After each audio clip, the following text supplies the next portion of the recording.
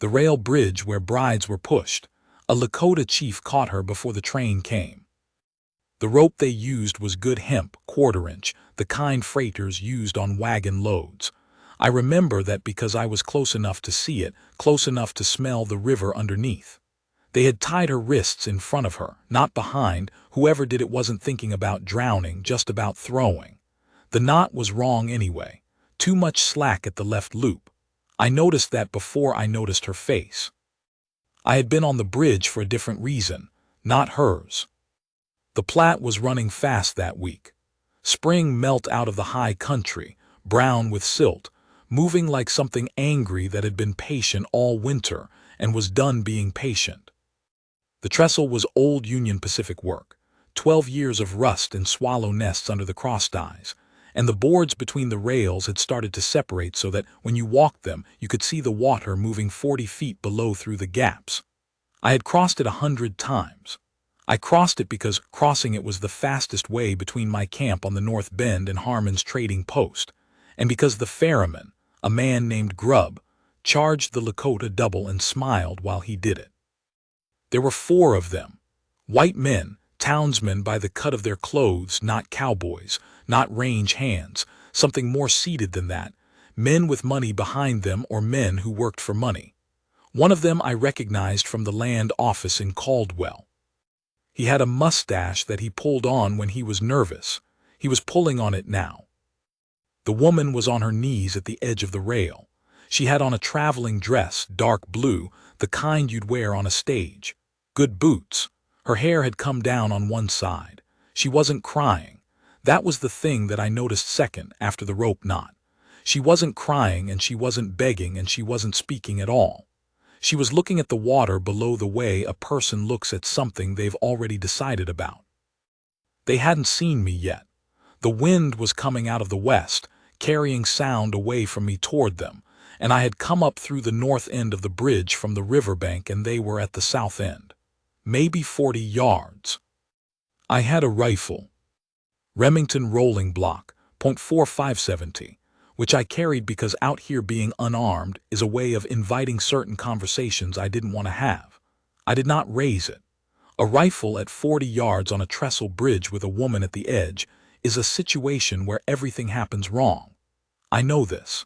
I have seen situations like this resolve badly with firearms and resolve worse without them, and I have spent 38 years learning which is which. So I walked toward them instead. Slow. Not slow the way a frightened man walks slow, but slow the way you walk when you already own the ground you're on. The one nearest me heard the boards creak and turned. He was young, heavy-set, wearing a brown coat that was too warm for the weather. He had the look of a man who had been told to do something and was doing it, and had not thought much beyond the doing of it. He said something, the wind took it. I kept walking.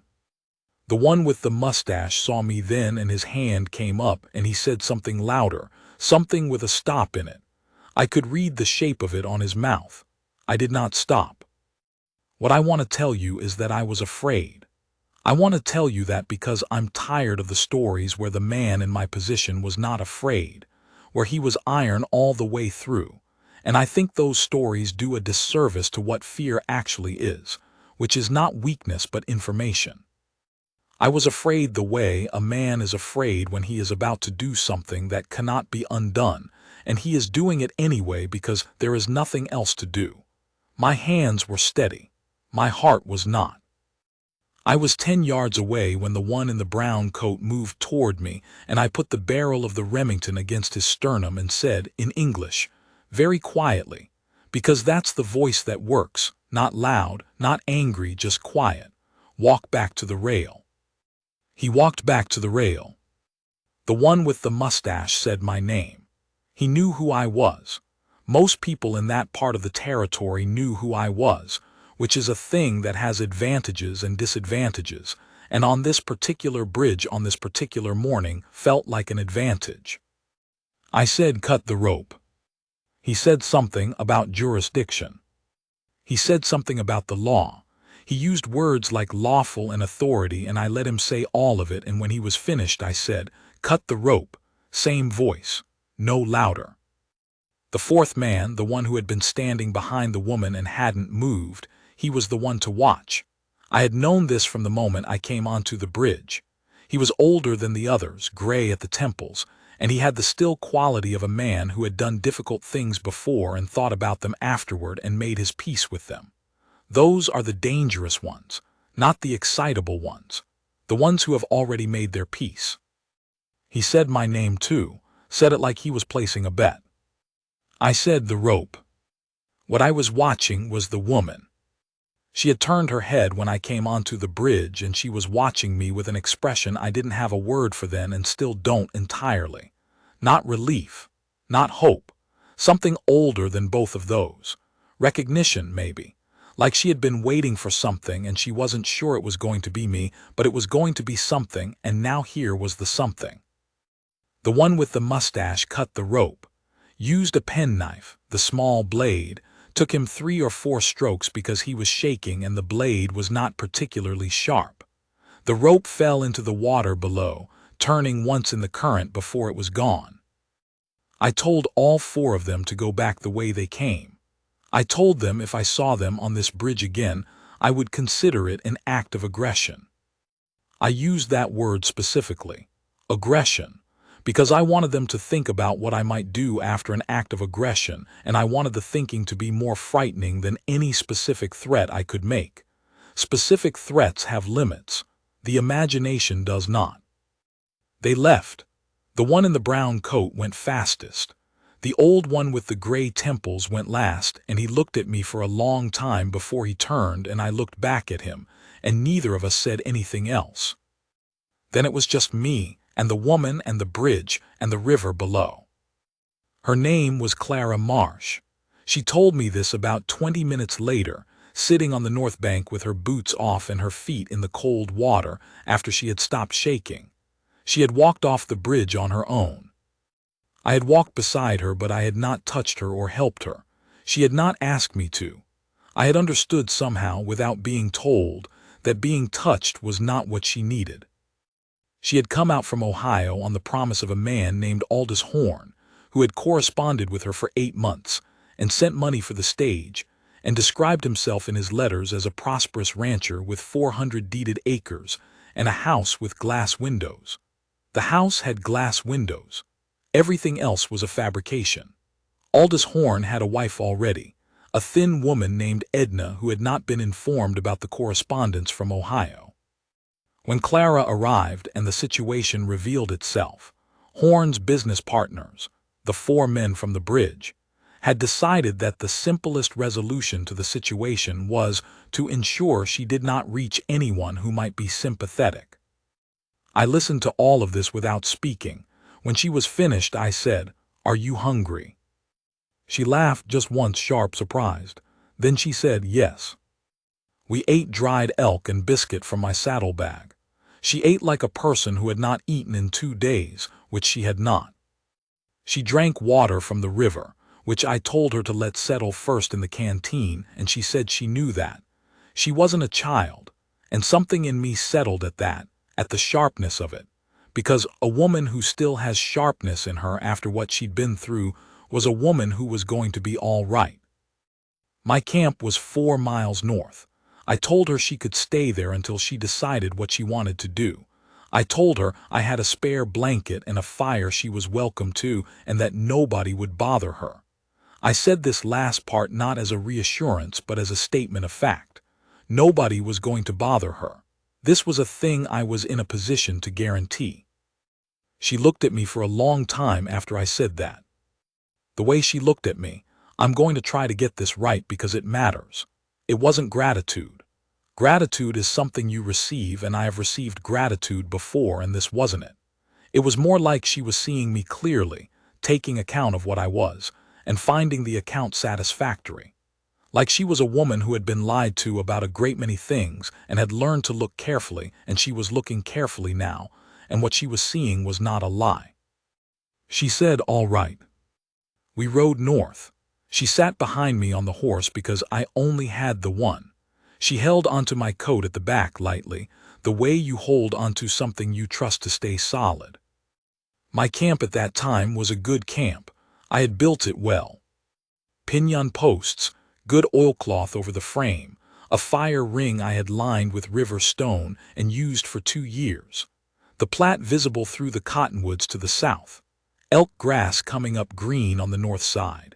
I am not a man who has ever needed much, but I have always built what I had well. She slept 12 hours. I sat up and kept the fire, and in the morning she came out of the tent with her hair pinned back up, the dark blue dress traded for a wool blanket she'd belted at the waist, and she sat down across from me at the fire and said, "Tell me about this place." So I told her. I told her about the river and the North Bend and the elk that came through in September, and where the good water was in a dry year, and where the land lay flat enough to work. I told her about the territory the way you tell someone about a thing you love when you're not certain they'll love it too, but you're going to tell them honestly and let them decide. I told her about the winters, which are mean and long. I told her about the men who were going to come looking for her eventually, because men like Horn's partners do not simply stop, they just regroup, and about what I intended to do about that when they did. She listened to all of it. She asked questions. Good questions, practical questions, questions about water rights and wood supply, and whether the pass stayed open in December. Not questions about whether she should stay, just questions about what staying would look like.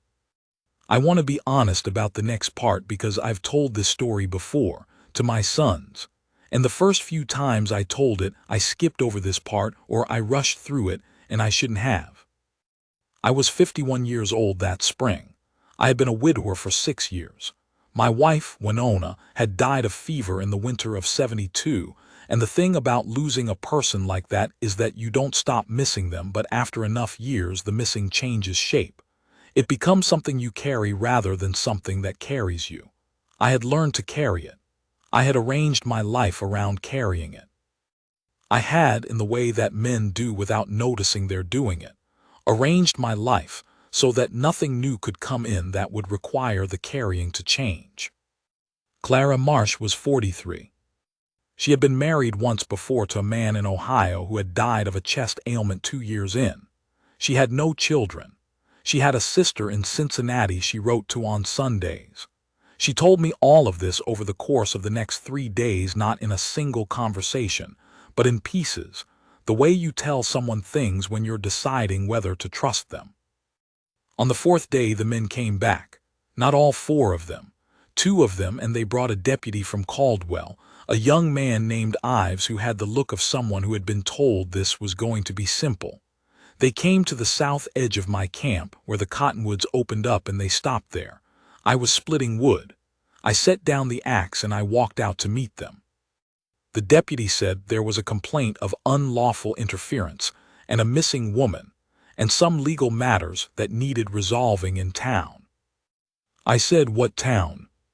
He said, "Caldwell." I said, "You're not in Caldwell." He said something about county jurisdiction. I let him finish. Then I told him, same way I'd told them on the bridge, quiet and without any heat in it, that the woman who had come to my camp had come voluntarily and would leave voluntarily when she chose and not before, and that the men with him had attempted murder on the rail bridge 4 days prior, and that I had a number of people who would testify to the condition of the rope they'd cut, and the marks it left on the woman's wrists, and that the next time I saw any of them on my land, I would treat it as what it was. One of the men with the deputy said something I won't repeat. I looked at him, just looked. I have been told that I have a look that ends conversations. I don't know if that's true. I know that the conversation ended. They left the same way the others had left on the bridge, fast and then faster and then gone. I walked back to the camp. Clara was standing at the edge of the fire ring. She had heard all of it. She said, "They'll be back." I said, "Probably not." She said, "You can't know that." I said, "No, but I can make the calculation uncomfortable enough that they'll find a cheaper problem to have." She was quiet for a moment. Then she said, "Has anyone ever told you that you're a very deliberate man?" I said, "My wife said it once or twice." She said, "Was it a complaint?" I thought about it. I said, "I never figured out which." She smiled at that. It was the first time I'd seen her smile, and it was the kind of smile that changes the temperature of a camp, that makes the fire seem to have moved 2 feet closer without moving at all. I want to tell you what happened over the next several weeks honestly, because the honest version is the only version worth telling, and because I've earned the right to tell it plainly. She stayed, not because she had nowhere else to go. She had the sister in Cincinnati. She had money enough for a stage. She had options. She stayed because she chose to. That distinction matters more than I can probably make clear. After what those men had tried to do to her, after Aldous Horn and his fabrications, and 8 months of letters that turned out to be a construction, after all of that, the act of a woman choosing freely was not a small thing. I did not take it lightly. I did not take her for granted.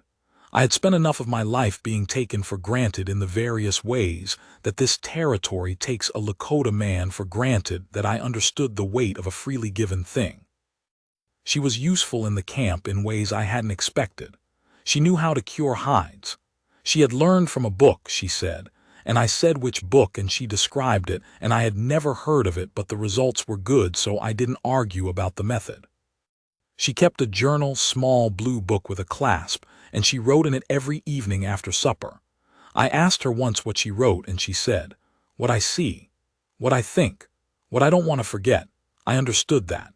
I have my own version of the same practice, except mine is in my head because there was nobody to teach me the written language until I was too old to find it easy. In June the passes opened and I had horses to move north, and I asked her if she wanted to come. She said, yes, same as she'd said on the bank when I asked if she was hungry. Simple and direct. She had that quality of answering simple questions simply, which I had come to find, I want to use the right word here, restoring, like water finding its level. After years of conversations that had weights and angles and implications, to be with a person who said what she meant was a kind of relief I hadn't known I'd been missing. We were in the high country for 6 weeks. The horses settled well. The weather was good. In the evenings we sat at the fire and she asked me questions about everything, about the Lakota and what I remembered of my father's time, about the treaties and what I thought of them, about the land and what would happen to it. I answered everything honestly. I did not soften things to make them easier. She did not ask me to. One evening she said, "Do you think I'm making a terrible mistake?" I said, "Staying." She said, "All of it." I said, "I think you made a reasonable calculation, and you're revising it constantly as you get better information. That's not a mistake. That's just how it works." She said, "That's a very careful answer." I said, "It's the true one." She said, "I know it is." Then she said, "I'm not revising it downward for what it's worth." I want to tell you that I said something good in response to that, something equal to it. I didn't. I put another piece of wood on the fire and I sat with what she'd said, and I let it mean what it meant. After a while she leaned over and put her head against my shoulder, and we sat like that until the fire burned down. Her hair smelled like wood smoke and river water, and something underneath both of those that was just hers. 51 years old on that mountain, with a good woman's head on my shoulder and my horses in the meadow below and the fire burning down to orange. And I thought, this is what it is to be needed by a person who does not need to need you. This is what it is to be chosen. I had built things all my life, camps and fire rings and reputations. I had built a name in that territory that people spoke carefully. I had raised sons who stood straight. I had kept my word in every dealing whether the other party deserved it or not, because keeping your word is not about whether they deserve it, it's about who you are. I had done all of that, and I had been, for 6 years, doing it alone, and I had told myself that alone was its own kind of whole. It is not. What Clara showed me, not by telling me, just by being the way she was, is that being known by a person who knows you clearly and stays anyway is different from being known by yourself. It adds a dimension, like the difference between a fire reflected in still water and the fire itself. Both are real, but one of them has more to it. In September we came back down out of the high country. We came through Caldwell because there was business I needed to do at the land office, which was a small pleasure given who worked there. And Clara walked into that office beside me, and the man with the mustache was behind the counter, and he looked at both of us for a long moment and said good morning without any trouble at all. I said good morning back. Clara said nothing. She didn't need to. She had a quality of presence, when she chose to use it, that communicated without words. The man with the mustache found something to look at on his desk. We filed the papers we needed to file. We left. On the street outside, she said, that felt good. I said it did. She said, is it always that simple? I said no, but sometimes it is, and you take it when it is. She put her hand through my arm and we walked down the main street of Caldwell together. And I'm not going to tell you that nobody stared, because people did stare. And I am not going to tell you it didn't matter, because it mattered a certain amount. What I will tell you is that it mattered less than the weight of her hand in the crook of my arm, which is a thing I had not expected to feel again and was feeling. And that is a complete accounting of my priorities on that particular afternoon. We were married in October at my camp by a minister named Goodall who traveled the river circuit. My 2 sons came down from the north, Chayton and Elan, and they stood on either side of me, and Clara stood across from me in a dress she had made herself from cloth she traded for at the post, and Goodall said the words and we said our words, and the Platte moved behind all of it, brown and steady, and not caring one way or the other about our ceremony, which seemed right. Chayton said to me afterward in Lakota, quietly so she wouldn't hear, she's good. I said, I know. He said, you look different. I said, how? He thought about it, he said, like you remembered something you thought you forgot. I was quiet for a moment, then I said, that's about right. She learned 6 words in Lakota that week. She worked at it deliberately, the same way she worked at everything, with a seriousness that was not humorless. She made mistakes and laughed at them. She got 3 of the 6 words right on the first day and was irritated about the 3 she got wrong in a way that told me she would have them all correct by the end of the week, which she did. What I want to say at the end of this, and I've been trying to work out how to say it for a while now, so bear with me. What I want to say is about the bridge. I think about the bridge sometimes. The hemp rope and the wrong knot and the 4 men and the river 40 feet below.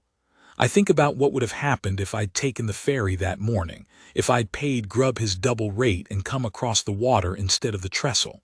I would have come into Caldwell from the south. I never would have been on the bridge at all. That's the kind of thinking that doesn't go anywhere useful. I know that. But I do it anyway sometimes, because the thing that came after the bridge was so specific, so entirely itself, that it's hard not to feel the weight of the narrowness of it. The way everything that matters can balance on a single board on a trestle above the Platte in the spring melt. What I know is this. I went onto that bridge for my own reasons and I stayed on it for hers, and neither of us decided to be on it, and neither of us chose what happened next except that we kept choosing it, every day, until the choosing stopped feeling like a choice and started feeling like the way things were. The last thing I want to tell you is this. A year after the wedding, Grubb the ferryman raised his rates again. For everybody this time, not just the Lakota. I heard about it in town. I went down to the South Bank that afternoon to see about it, and Clara came with me, which she had not asked about and I had not suggested. She was just there when I went to get the horse, standing at the hitching post with her coat buttoned and her good boots on. I said, "You don't have to come." She said, "I know." We crossed the bridge.